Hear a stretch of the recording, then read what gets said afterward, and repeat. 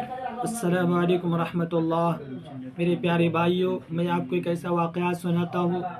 جب آئیے اس واقعہ کو سنیں گے اور سمجھیں گے تو بہت آپ کو ہنسی آئے گی، اور اس میں ہنسی کے بجائے آپ کو کچھ سیکھنے کو بھی ملے گا۔ میں طالب علم زمانے میں شاہی مراد آباد میں علم حاصل کر رہا تھا۔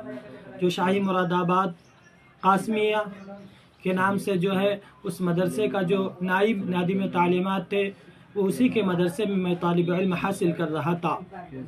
تو ان کے لڑکے مفتی ولی اللہ صاحب قاسمی دامت برکاتہم العالیہ عربی کلاس کے ادھر سے دیا کرتے تھے، اور ہم بھی عربی دوم میں پڑھا کرتے تھے۔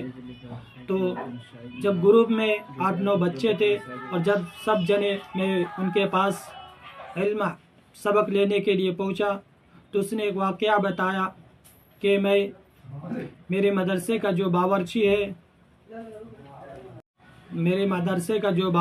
ہے وہ بہت ہوشیار ہے، اور وہ لمبی تگڑا تھا، اور کرتا پاجامہ، لمبی داڑھی اور سر پہ ٹوپی لگا کرتے تھے۔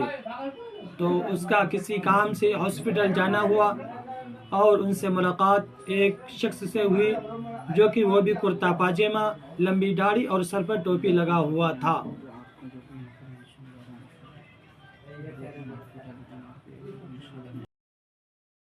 میرے مدرسے کا جو باورچی تھا وہ کسی کام سے کسی ہاسپٹل میں گیا، اور ان سے ملاقات ایک شخص سے ہوئی جو بھی کرتا پاجامہ، لمبی داڑھی اور ٹوپی سر پہ رکھا ہوا تھا۔ جب ان کو دیکھ کر وہ ڈر گئے، اور انہوں کو دیکھ کر ڈر گئے کہ یہ وہ بہت بڑے عالم ہیں، اور ان کو لگا کہ وہ بھی بہت بڑے عالم ہے۔ جب آمنا سامنا ہوا اور ان سے تعارف کی گئی، تو میرے مدرسے کا جو باورچی تھا اس نے پوچھا کہ آپ مدرسے میں کیا کرتے ہیں؟ تو اس نے بتایا کہ میں مدرسے میں کوئی کام نہیں کرتا ہوں، بلکہ میں دربان ہوں، دروازے پر کھڑا رہتا ہوں۔ جب ان سے اس نے پوچھا، یہ سمجھ گیا کہ ان کو کچھ بھی معلوم نہیں ہے، تو دربان نے ان سے پوچھا کہ آپ مدرسے میں کیا کرتے ہیں؟ تو اس نے بتایا کہ میں شعبہ طباخ میں کام کرتا ہوں۔ تو انہوں نے پوچھا کہ شعبہ طباخ کیا چیز ہوتا ہے؟ تو ان کو بتایا کہ شعبہ طباخ ایک مدرسے کا کام ہے، جو کہ میں اس میں کام کیا کرتا ہوں۔ میرا کہنے کا اصل مقصد یہ تھا کہ جب آپ عالموں کی صحبت میں بیٹھو گے تو آپ کو اچھی اچھی نصیحتیں سننے کو ملے گی، اچھی اچھی باتیں سننے کو ملے گی، جو کہ عین وقت پر اگر وہ بات آ جائے تو آپ کی عزت، شان و شوکت بڑھ جائے گی۔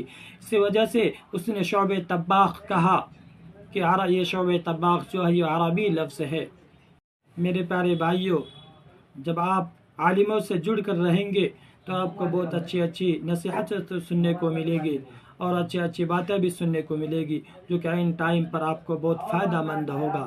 اس لیے میرے پیارے بھائیوں، علماء کی قدر کرو، کیونکہ حدیث ہے العلماء ورثۃ الانبیاء، کہ علماء جو ہیں انبیاء کے وارث ہے۔ اس لیے آپ علماء کی قدر کرو، علماء کی ناقدری مت کیا کرو، کیونکہ علماء ہر چیز میں آپ کو کام آئیں گے۔ میرے پیارے بھائیوں، اگر یہ ویڈیو آپ کو پسند آئے تو لائک کرے، شیئر کرے، اور چینل کو سبسکرائب ضرور کرے، اور دوسرے تک پہنچانے کی کوشش ضرور کرے، کیونکہ اگر اس واقعہ سے آپ کو فائدہ ہوا ہے تو انشاءاللہ اگلے والے کو بھی فائدہ